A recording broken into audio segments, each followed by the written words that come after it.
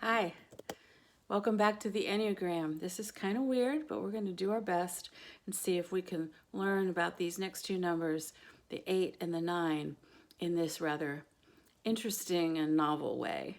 I've never done this before. I don't know if you've ever done it before, but new things are good, so we'll try to do our best.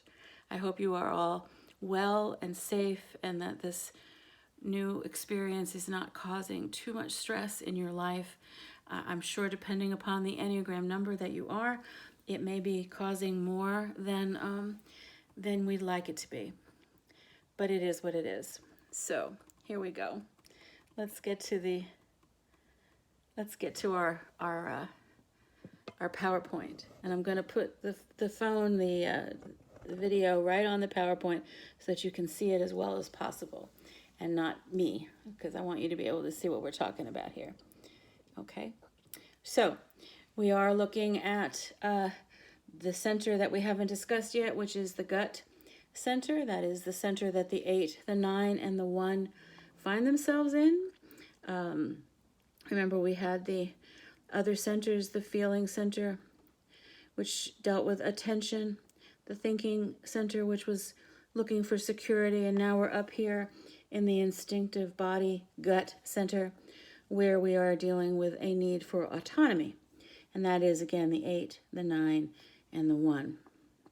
When we look at the circle here, we can see that the 8 moves to the 5 in stress.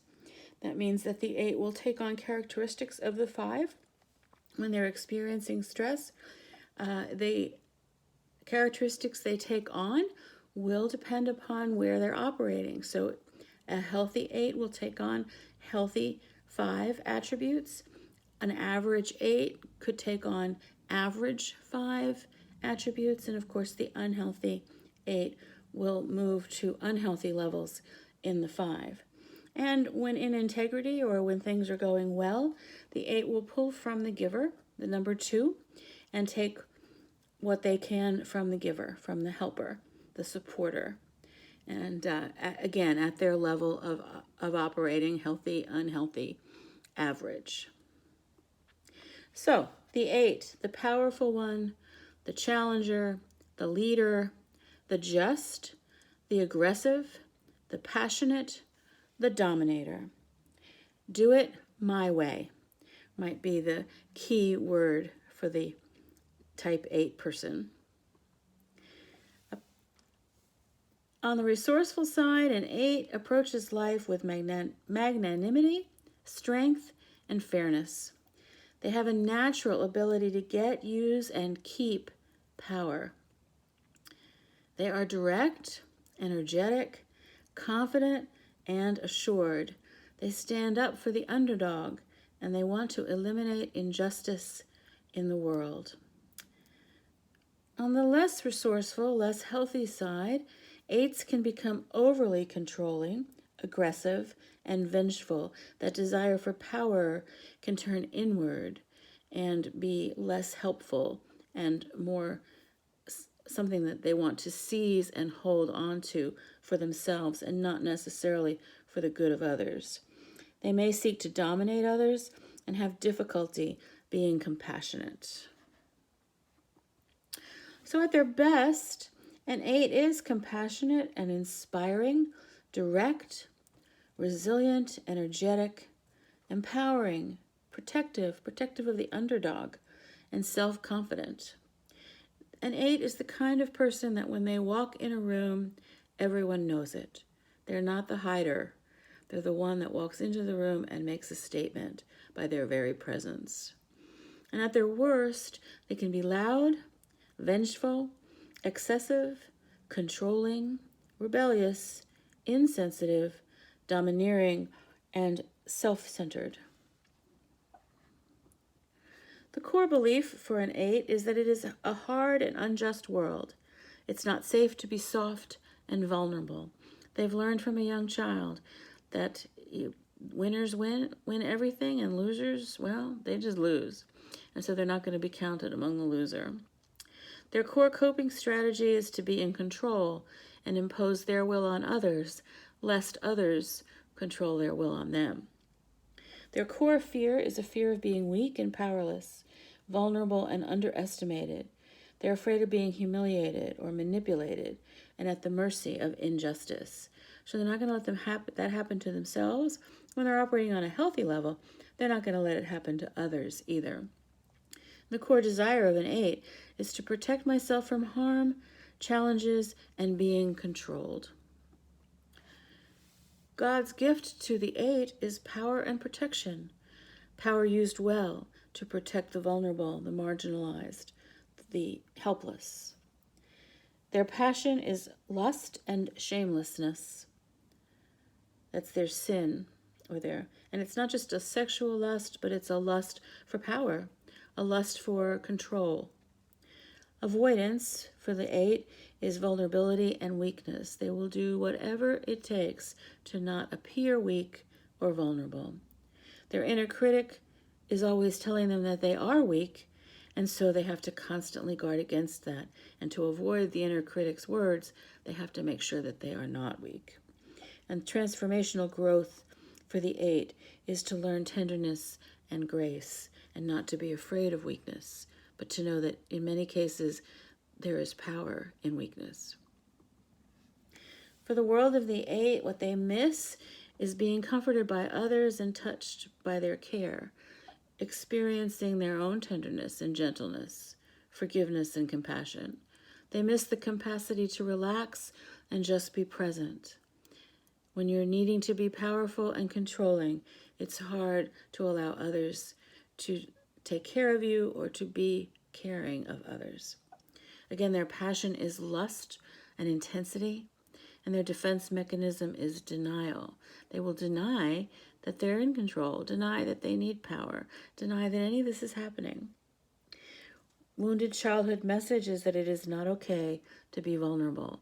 Avoid weaknesses at all costs. And the message that they need to hear so badly is that you will not be betrayed. God's invitation to the 8, I invite you to be free from the fear of being vulnerable and unprotected. I will guard you with my love.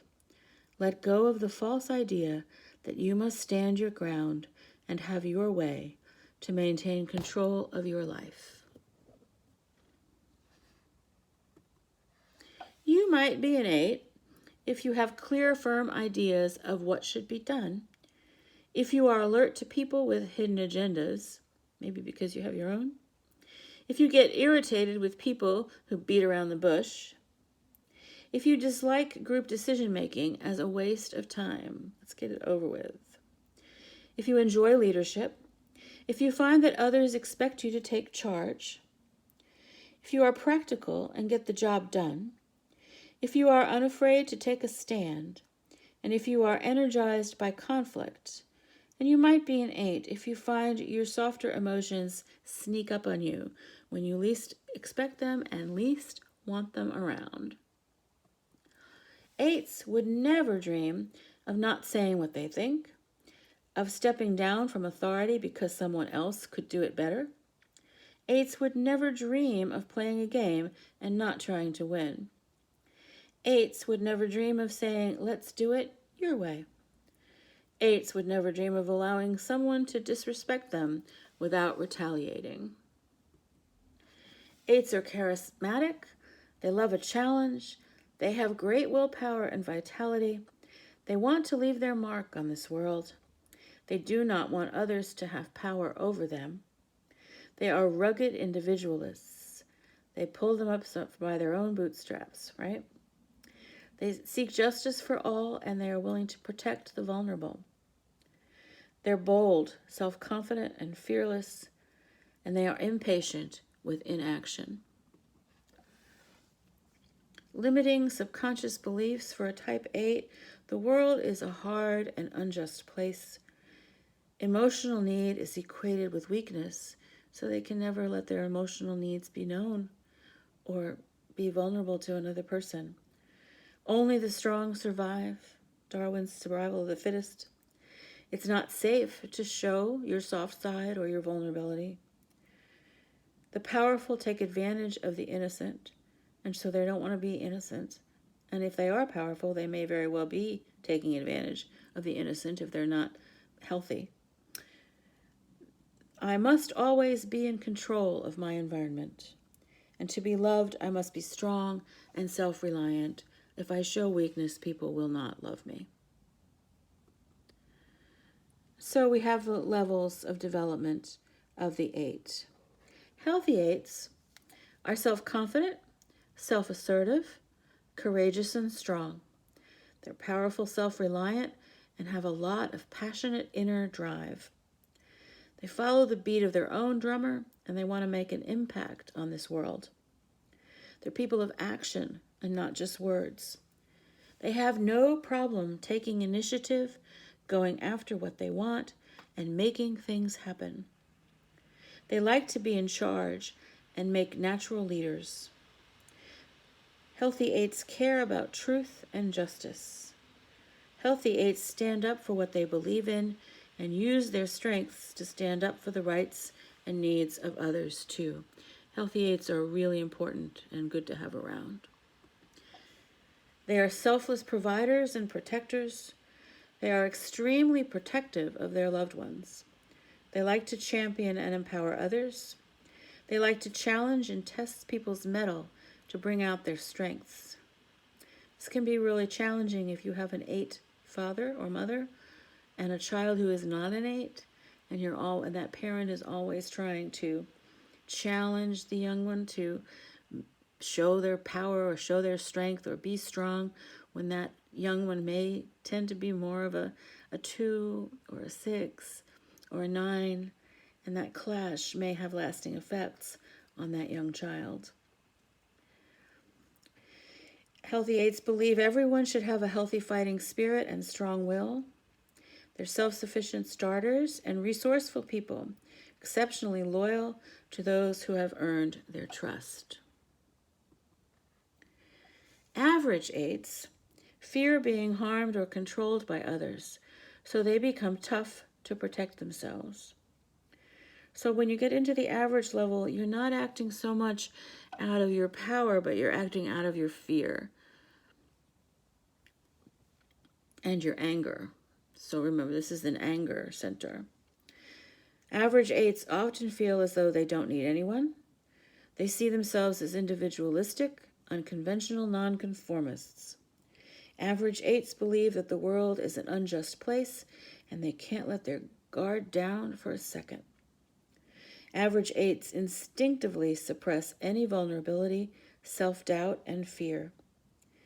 Average 8s do everything they can to obtain the resources they need to stay in control.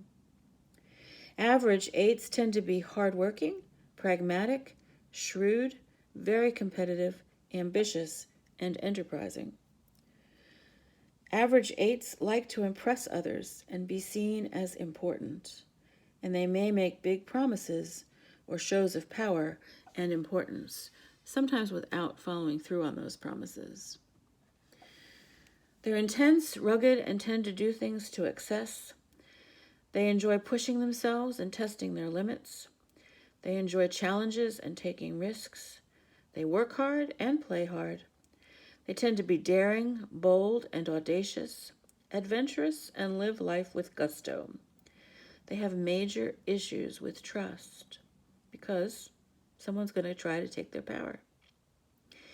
They can be blunt, egocentric, disrespectful, and proud. They can see all of their relationships as adversarial. It can be very hard to be married to an unhealthy or an average 8. Can be confrontational and combative. Unhealthy 8s, when you get down in that really lower area, fear that others are going to take advantage of them. Unhealthy 8s impose their will on others, lest people know who's boss. They let people know who's boss and in control. They don't see others as equals or treat them with due respect. They see everything as a contest of wills, and they're constantly confronting, bullying, and challenging people in order to get their own way. They use threats, intimidation tactics, and reprisals to get people to comply and obey them. Unhealthy 8s believe they are in a fight for their own survival. Unhealthy eights see themselves as social outcasts, mavericks, or outlaws, and many are proud of it. Unhealthy eights can delusionally believe they can't be harmed. Nobody can hurt me. I'm invincible. Unhealthy eights can feel omnipotent and invulnerable like the Terminator. Unhealthy eights completely lack empathy, so they become hard-hearted, callous, and ruthless. They can be extremely aggressive, amoral, physically violent, and destructive. If they become destructive, they can be murderous tyrants who won't hesitate to destroy everything, including themselves, rather than submit, surrender, or back down to others. Their motto is kill or be killed. That's real unhealthy, okay? Not most eights, just really, really unhealthy ones. Here's a parable that might be targeted for an eight. The kingdom of heaven may be compared to a man who sowed good seed in his field. But while the men were sleeping, the enemy came and sowed weeds among the wheat and went away. So when the plants grew up and bore grain, the weeds grew up also. And the servants of the household came and said to him, Sir, did you not sow good seed in your field? How then has it weeds? He said to them, An enemy has done this. The servants asked him, Then do you want us to go and gather them? But he said, No, lest in gathering the weeds you uproot the wheat also. Let them both grow together until harvest. And then at harvest time I will tell the reapers, Gather the weeds first and bind them in bundles to be burned, but gather the wheat into my barn. Matthew 13:24-30. So for the eight, to allow the power to wait and let things happen and take care of things later might be a real challenge. Miriam, Moses' sister, who danced and just celebrated life and took the power with the women to engage in this wonderful dance for their freedom.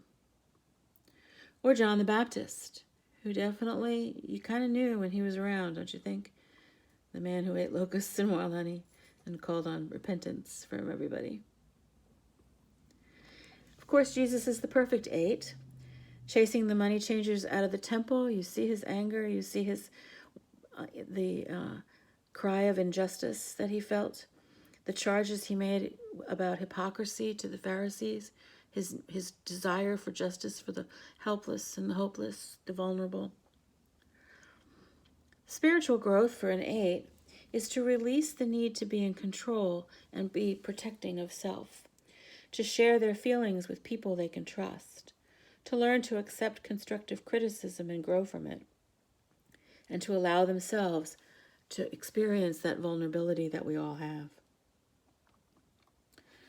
Yours, Lord, is the greatness and the power and the glory and the majesty and the splendor. For everything in heaven and earth is yours. In your hands are strength and power to exalt and give strength to all.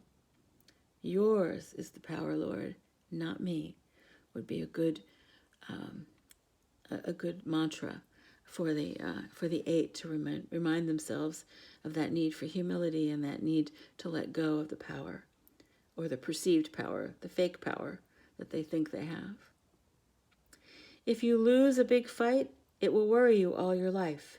It will plague you until you get your revenge. Muhammad Ali. I wonder, was he an eight? Here's a little cartoon. I don't know if you can see it. The latest poll shows your approval rating holding steady at 100%. And of course, the king sitting on the throne had better think it's 100% if his subjects want to live another day. And here's a Peanuts cartoon. I said, switch channels. I want to watch my program. Are you kidding? What makes you think you can just rock right in here and take over? These 5 fingers, individually they're nothing, but when I curl them together like this into a single unit, they form a weapon that is terrible to behold. Which channel do you want?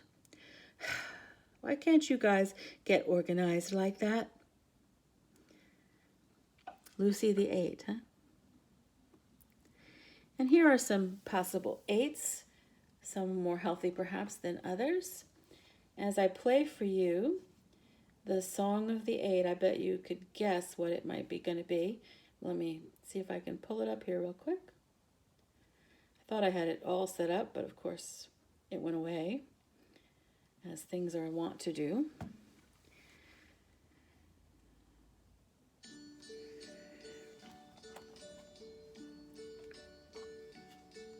And now the end is near, and so I face the final curtain. My friend, Enjoy the music while I change to the next set of PowerPoints. I'll state my case, of which I'm certain. I've lived a life that's full. I traveled each and every highway, and more, much more than this. I did it my way.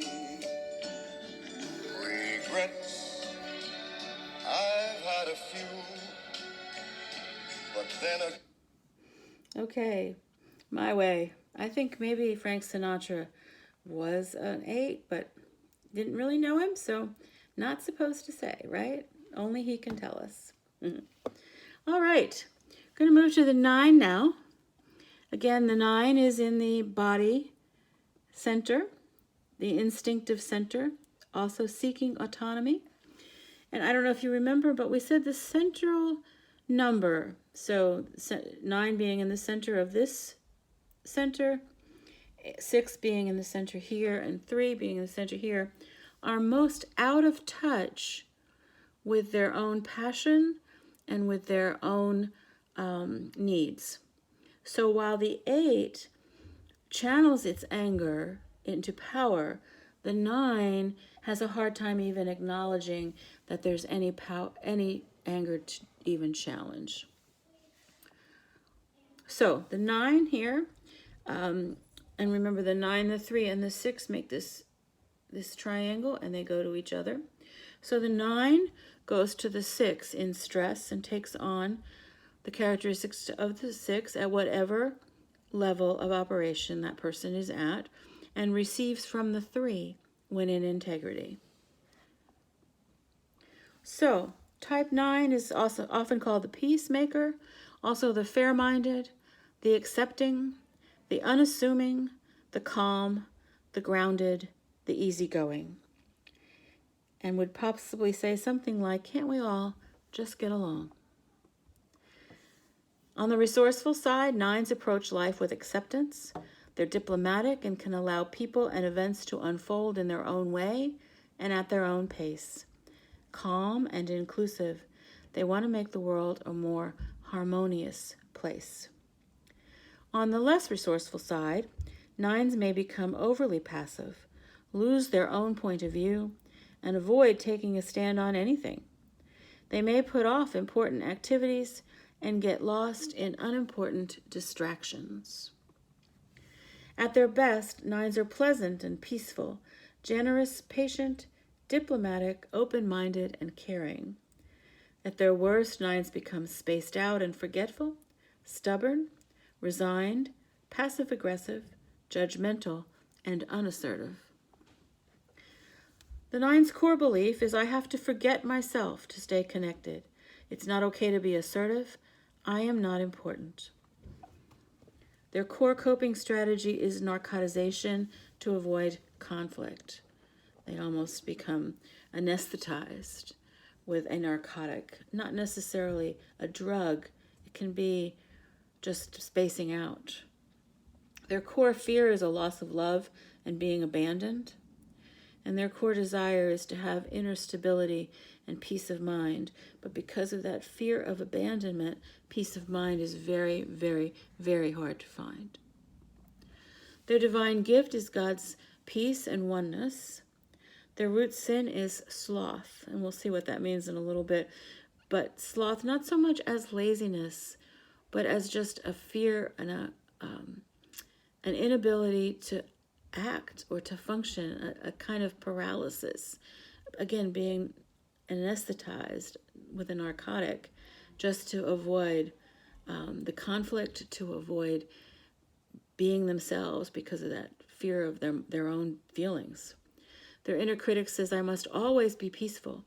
And that's why they're so out of touch with their anger, because they can't express anger. They can't allow anger to exist in them. There has to only be peace. The transformative growth would be to have engagement and autonomy. And of course, autonomy is the one thing that the gut center wants most. And here it's the thing that the 9 has to work so hard to get. In the world of the 9, what a 9 misses is a sense of accomplishment in getting things done, a sense of self-worth, the excitement and growth that can come out of conflict, a sense of purpose and destiny. We said their passion is sloth and their defense mechanism is narcotization. Their wounded childhood message is, it's not okay for me to assert myself. I can't have my own thoughts and feelings. They'll be squashed. I have to think what the others think. I have to get along. The message their heart longs to hear is that their presence matters, that they're noticed, that when they walk in a room, somebody sees them. The 8's going to get seen. The 9 is going to believe that they're not seen at all, that they're invisible. God's invitation to you, I invite you to be free from the false belief that you don't matter and believe that your place in the world is crucial to the unfolding of my purposes. I see you. You are noticed, and the passions I have given you are worth pursuing. You might be a 9 if you seem easygoing and affable, but feel quite different on the inside. You feel a physical reaction to conflict, that gut reaction when there's conflict. You prevent trouble by keeping your thoughts to yourself. You think people take life too seriously and get worked up about unimportant things. You enjoy simple gatherings, not the big party, just simple small groups of people that you know well. You might be a 9 if you find it hard to prioritize. You might be a 9 if you are overly sensitive to criticism and you avoid problems and hope they will solve themselves. Typo there, sorry. Solve themselves. 9s would never dream of complying immediately when bossed around. 9s would never dream of calling up a politician and telling them off. 9s would never dream of announcing early they are doing something others would disapprove of. 9s would never dream of telling people they are angry and why. They are angry. 9s are angry, but they're so out of touch with their anger, they couldn't even think of why they're angry. 9s would never dream of saying, I don't want to talk, when a friend needs help. 9s would never dream of confronting someone in a critical way. 9s are withdrawn when there is conflict, inclined to go along to get along. Ruminators who repetitively review an idea or a thought and something they've done. They will ruminate over an action, especially if they did dare to get mad or did dare to state their opinion. They will ruminate over what they've said or done for days. 9s are searching for the oneness of being, peace, and harmony of all things. 9s are good listeners, and they make good mediators. The limiting subconscious beliefs for the type 9 is that the world won't value their efforts, that their presence or participation in the world is unimportant. Sometimes they won't show up just because they don't think anybody cares whether they show up or not. Another subconscious belief that is limiting is having their own agenda disrupts the harmony with others, so they don't dare have their own. It's whatever you want. That classic argument between two people or discussion, where will we go to dinner tonight? I don't care. Where do you want to go? I don't care. Where do you want to go? 2 9s trying to make that decision? No, you're not going anywhere. Limiting subconscious belief for a type 9 is getting angry disconnects and isolates me from people, so I don't dare get angry. If I assert myself, I will destroy my relationships. To be loved, I must forget myself. And of course, there are 9 different levels of development for the 9, as are with everyone. A healthy 9 is receptive and open to the wishes and well-beings of others. Healthy 9s are bridge builders. patient and tend not to push to reach a goal before it's time. They're unpretentious and genuine. What you see is what you get with a healthy 9. They bring a sense of peace and harmony to a situation, and they're able to put others at ease. They're self-remembering, taking into account their own priorities without being overly focused on self. They're self-determining and take action on important things that have meaning and purpose. They recognize the potential in others and seek to nurture it. They're receptive, compassionate, calm, and non-judgmental. They can see many and diverse points of view. Average 9s go along with others to avoid making a scene. They're self-effacing, downplaying their own value. They remove themselves from being the focus of attention. They accommodate the wishes of others to avoid the potential for emotional discomfort. They operate from a habit of not thinking. They operate on autopilot. Average 9s stay busy with whatever is right in front of them and often fail to do what is really important to them. Average 9s can be stubborn, seeming to agree, but then not following up. Average 9s have a semi-sweet exterior, but are well defended. They can be apathetic, indifferent, and numb, missing in action. And they can be passive-aggressive. Unhealthy 9s neglect their mounting problems and become extremely irresponsible, repressed, apathetic, listless, and ineffectual. They defend their story that everything is okay, but they know very well it is not. Unhealthy 9s placate others to get them off their back. They experience suppressed anger brewing just below the surface, and sometimes it doesn't stay below the surface because they can have short bursts of temper or even fits of rage, which then will turn them into such a mess of worry because they've done something awful. They can hardly stand it. They are resigned, spiritually dead inside, and drearily go through life feeling helpless about their situation. Unhealthy 9s fantasize about someone magically rescuing them from their problems. Unhealthy 9s are so emotionally and physically drained from the denial of their problems that they are totally neglectful of themselves and others. Here's a parable for a 9. Jesus replied, "A certain man was preparing a great banquet and invited many guests. At the time of the banquet, he sent his servant to tell those who had been invited, 'Come, for everything is now ready.' But they all alike began to make excuses. The first said, 'I have just bought a field and I must go and see it. Please excuse me.' Another said, 'I have just bought 5 yoke of oxen, and I'm on my way to try them out. Please excuse me.' Still another said, 'I just got married, so I can't come.' The servant came back and reported this to his master. Then the owner of the house became angry and ordered his servants, 'Go out quickly into the streets and alleys of the town and bring in the poor, the crippled, the blind, and the lame.' 'Sir,' the servant said, 'what you ordered has been done, but there is still room.' Then the master told his servants, 'Go out to the roads and country lanes and compel them to come in, so that my house will be full. I tell you, not one of those who are invited will get a taste of my banquet.'" The 9s are probably those that are making all the excuses because they don't want to come to this big party. They don't like big gatherings, and so they're going to miss out because they don't think their presence matters or they're afraid to be part of things. Jonah, getting swallowed by the whale, he did not want to go and do what God wanted him to do. He wanted to avoid that conflict. He did not want to go and tell those Ninevites to get their act together.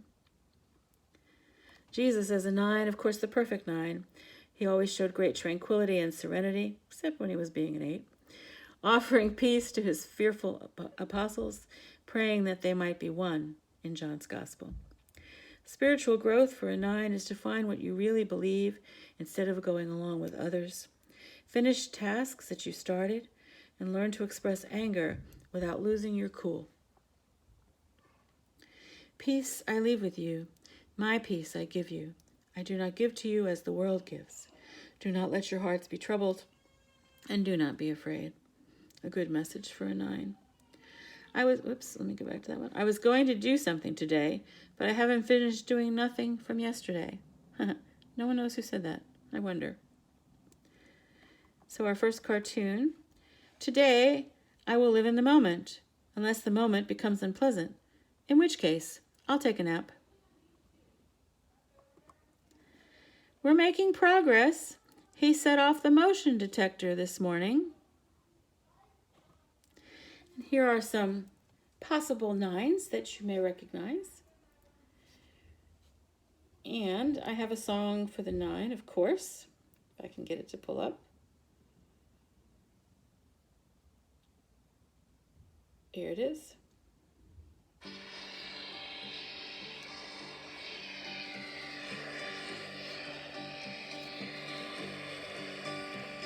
Sitting in the morning sun, I'll be sitting when the evening comes, watching the ships roll in, and then I watch them roll away again. Yeah, I'm sitting on the dock of the bay, watching the tide roll away.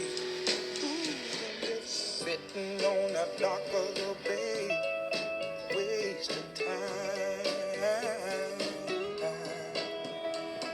I left my That's all for today. Talk to you again soon. Stay safe, be well, and God bless. Bye-bye.